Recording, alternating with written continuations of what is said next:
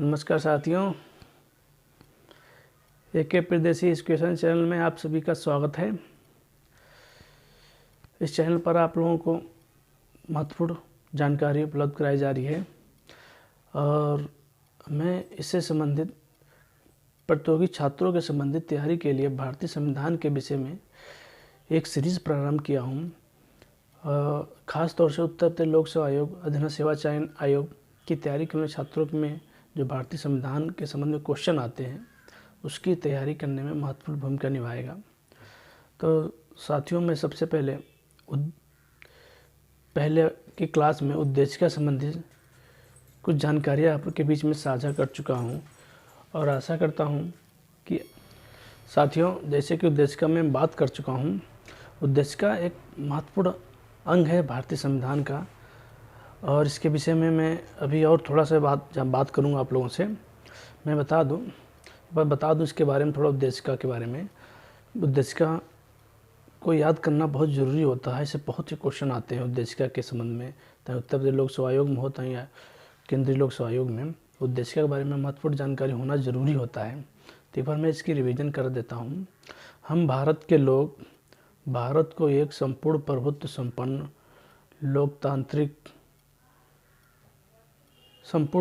संपन्न समाजवादी पंथनिरपेक्ष लोकतांत्रिक गणराज्य बनाने के लिए उसके समस्त नागरिकों को सामाजिक, आर्थिक, राजनीतिक न्याय, विचार, अभिव्यक्ति, धर्म उपासना की स्वतंत्रता, प्रतिष्ठा और अवसर की समता प्राप्त करने के लिए तथा उन सब में व्यक्ति में गरिमा, राष्ट्र की एकता, अखंडता सुनिश्चित करने और बंधुता को बढ़ाने के लिए आज 26 नवंबर 1949 को मार्गशीर्ष शुक्ल पक्ष सप्तमी 2006 विक्रमी को भारतीय संविधान को अंगीकृत, अधिनियमित एवं आरोपित करते हैं। यह भारतीय संविधान की उद्देशिका है। इसको सब लोग याद कर लीजिए, ये बहुत महत्वपूर्ण होता है याद करना। इसके संबंध में क्वेश्चन बहुत से इस विषय पर आते हैं और जानकारी होनी चाहिए। जैसा कि हमने बता चुका हूँ आपको पूर्व क्लासों में, हम भारत के लोग समस्त नागरिकों को सामाजिक, आर्थिक, राजनीतिक न्याय, विचार, व्यक्ति, विश्वास, धर्म और उपासना की स्वतंत्रता, प्रतिष्ठा और क्षमता, इस विषयों में इसकी डिटेल अगर मेंस की क्लास होती तो डिटेल में इस पर अध्ययन कराते हैं और इस पर जानना जरूरी होता है। लेकिन अगर प्री पढ़ते हैं तो इसमें इतने क्वेश्चन ज़्यादातर आते हैं। अब मैं बता दूं कि भारतीय संविधान का उद्देशिका क्या संविधान का अंग है। इस पर विवाद रहा है पूर्व में, लेकिन भारतीय संविधान का उद्देशिका संविधान का अंग है। बेरू-बारू मामले 1960 में न्यायपालिका ने संविधान को उद्देशिका को अंग नहीं माना था, परंतु 1973 में केशवानंद भारती बनाम केरल राज्य के मामले में भारतीय उद्देशिका को संविधान का अंग माना है। ये आप लोग बेरू-बारू यूनियन मामला आप समझ जाइए। बेरू-बारी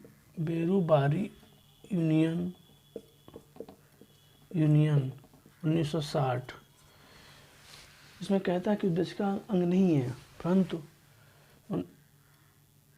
केशवानंद बनाम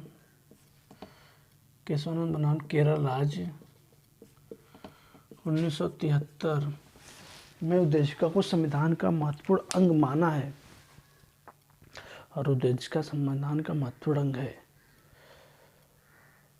और संविधान को समझने के लिए आप लोग बता चुका हूँ कि कहीं भी अगर आप संविधान को नहीं समझ पा रहे हैं, अस्पष्ट भाषा है या संदिग्ध भाषा है संविधान की, तो उसके लिए दर्शन है उद्देशिका उसके लिए मार्गदर्शन का काम करता है और उसके बारे में उद्देश्य स्पष्ट करता है कि संविधान क्या हमसे चाहता है। ये उद्देशिका को पढ़ने से समझ में आएगा। तो ये हमारा महत्वपूर्ण रहा। जैसे प्री पॉइंट से आपको पूछा जाए कि बेरू-बारू यूनियन मामला क्या है, तो आप बता सकते हैं बेरू-बारू यूनियन मामला उद्देशिका के संबंध में है। केशवानंद भारती बनाम सूत्र क्या है, यह भी देश के संबंध में डिसीजन देता है। तो ये महत्वपूर्ण है और इसके बारे में और भी डिटेल से बात करेंगे, लेकिन हम इससे संबंध में अब आगे हम आपसे बात कर रहे हैं और जानकारी इसके बारे में महत्वपूर्ण साझा करेंगे। साथियों, जानते हैं जैसा कि 22 भाग 12 अनुसूचित 400 से ज़्यादा अनुच्छेद हैं।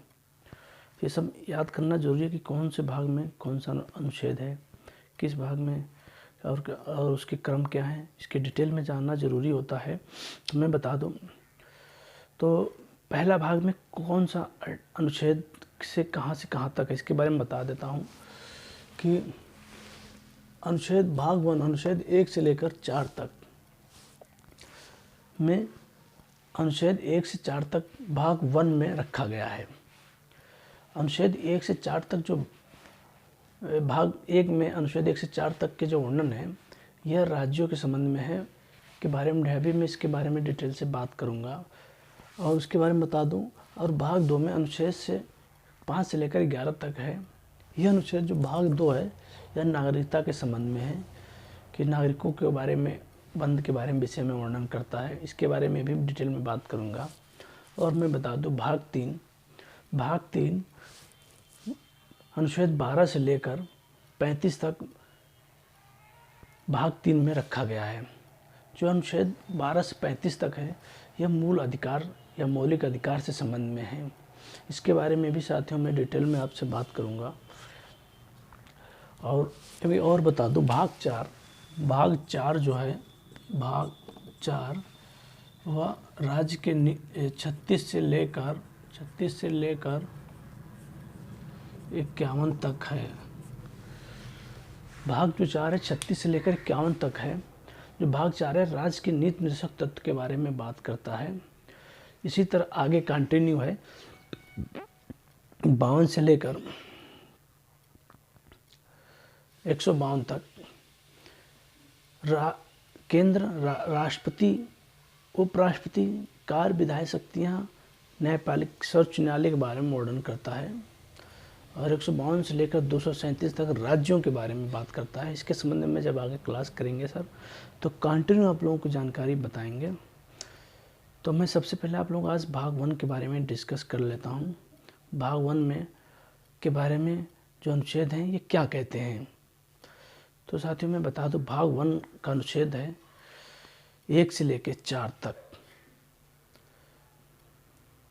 अनुच्छेद 1 कहता है, भारत राज्यों का संघ होगा। अनुच्छेद 1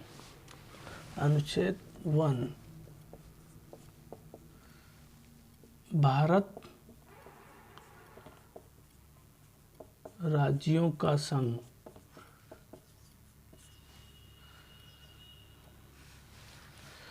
अनुच्छेद 1 जो कहता है भारत राज्यों का संघ होगा। अनुच्छेद 2 कहता है नए राज्यों का प्रवेश, स्थापना। यह अनुच्छेद 2 कहता है। अनुच्छेद 3 कहता है राज्यों की सीमाओं में परिवर्तन और 2 राज्यों के या 2 से अधिक राज्यों को मिलाकर एक बनाना या उनके सीमाओं में परिवर्तन करना। अनुच्छेद 3 कहता है। और 4 इससे संबंधित ही है, सीमाओं को कम करना, हटाना, बढ़ाना। यह भाग 1 संविधान के बारे में बताता है। इससे संबंधित सबसे मैं महत्वपूर्ण बता दूं, जो 1 है अनुच्छेद, ये ज़्यादातर क्वेश्चन पूछा जाता है कि अनुच्छेद 1 क्या कहता है। भारत राज्यों का संघ है। अनुच्छेद 2 भी पूछा जाता है, अनुच्छेद 3 भी पूछा जाता है। ये भाग 1 के बारे में है।